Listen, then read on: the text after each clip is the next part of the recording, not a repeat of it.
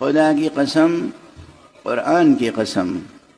تمام ملائکہ سماوات کی قسم، اگر اس مملکت پاکستان کے تمام شہری صرف درود پڑھنے کے باقاعدہ پابند ہو جائیں تو اس ملک کی تمام مشکلیں دور ہو جائیں گی۔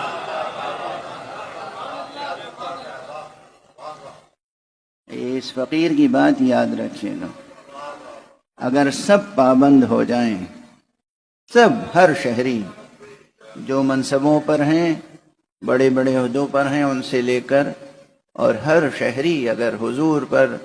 صلوات پڑھنے کا پابند ہو جائے کہ روزانہ ہر شہری ایک تسبیح صلوات پڑھے، اس مملکت سے ہر نحوست، ہر مصیبت، ہر مشکل دور ہو جائے گی۔